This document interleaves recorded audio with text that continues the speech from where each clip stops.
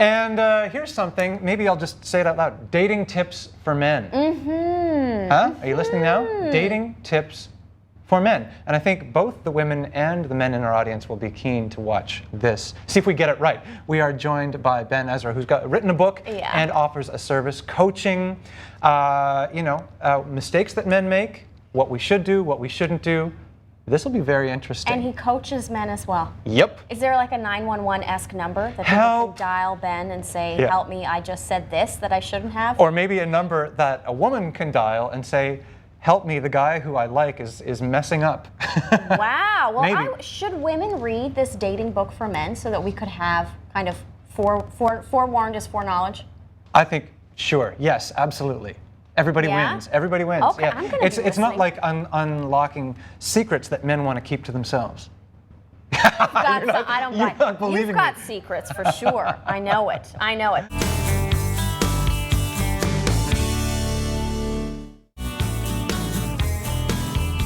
Do not adjust your set. I'm sure the men, and now that I think of it, the women of Toronto will be very, very interested in this next segment. I am joined by blogger, author, coach, Ben Ezra, who is the author of a book called Modern World Dating. Dating tips for men, which I'm sure women could learn from as well. Now, tell me, Ben, what brought you to write this book?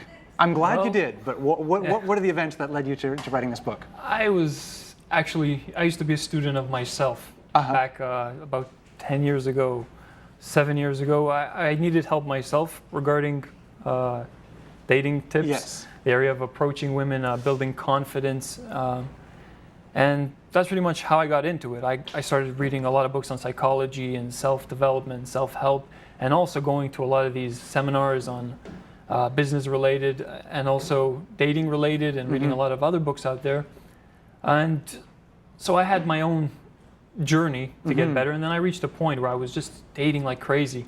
For 2 years of my life, I would just go out every day on dates, and multiple dates per day sometimes. You were doing research. In the name of research and development. In the name of research, in the name of getting better, I had to get better for myself. And I reached a point where everything just started clicking. I'm like, wait a second, it's not that complicated after all. And there was certain silly things that I used to do that would just kind of put me in this ditch and get me rejected over and over again. Okay. Well, before you unlock the key for us, what were some of the main things that you now know you were doing wrong?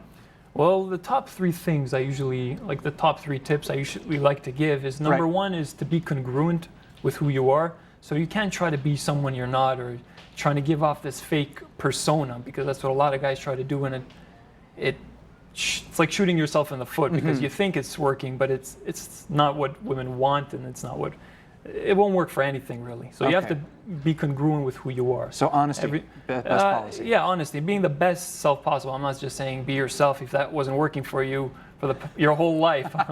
So yeah, develop yourself. That's why I wrote the book, to share all this knowledge with someone and get them to that point. And number 2 would be don't try too hard.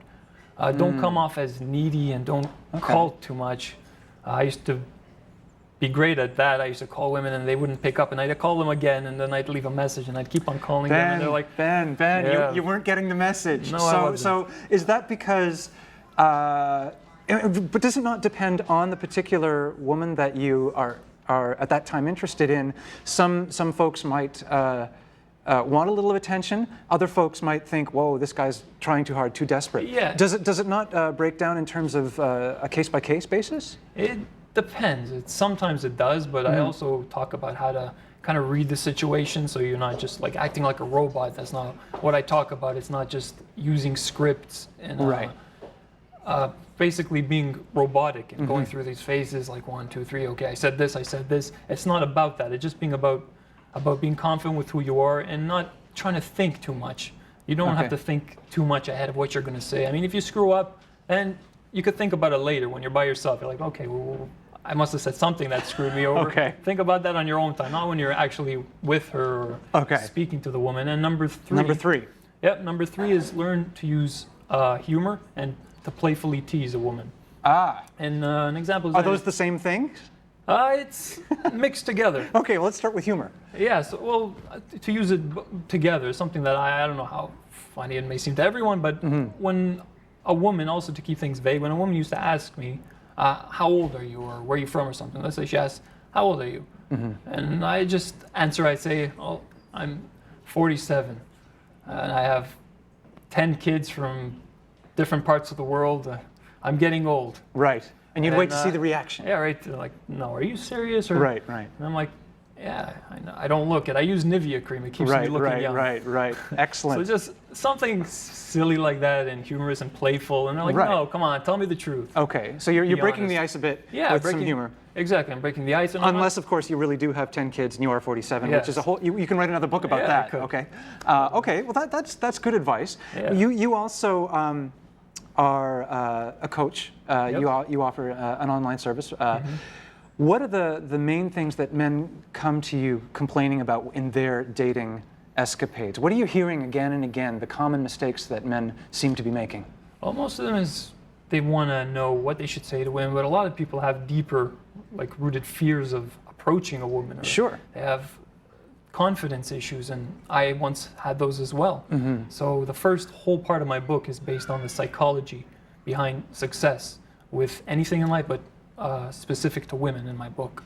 Okay. And I walk through. Are there reconciling those fears? Are there issues that are specific to women, or is it applicable to all things? It's applicable to all things, really. Okay. But I focus on, like, rejection, fear of rejection, fear of being laughed at if you approach a woman and she looks at you funny or saying you're stupid. A lot of people are so fearful from things like that that it causes them to not approach at all, or to say, you know what, this thing happened to me once, I was rejected and it was horrible, so women equal rejection. And somehow they associate things like this. And right.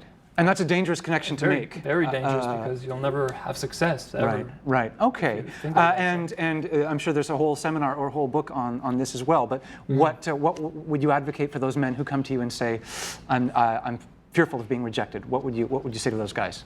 I would say fear, a good acronym for it is false evidence appearing real. There's really no point to fear. Most of the time, people who do fear stuff like that, it's because they play these pictures over and over in their head of what can go wrong instead of what can go right. And I have a whole bunch of exercises that I do teach people. My book comes with a 50-page workbook. Okay. That actually... Here it is. Yep. It comes with a... Modern World Dating. Now, we just have a minute left, and I just want to suggest we touch quickly on online dating. Okay. Would you advocate that for men who are tired of the club scene? Definitely. If you don't like clubbing, I personally didn't like clubbing too much myself, and I used the internet to meet many women, and I think it's awesome. You should use all the tools available to you, and I named the book Modern World Dating because we live in the modern world, and there's so much more competition with the internet and everything. Okay. And use everything that's available to you, and I live by my own philosophy, which is a life worth living is a life worth improving. And those are words to live and date by. Thank you very much for telling us about it, Ben. The book is called Modern World Dating. For more information, visit datingtipsformen.com. I'm sure some women will be interested in visiting that site as well. When we come back, kids shows with me and Mom.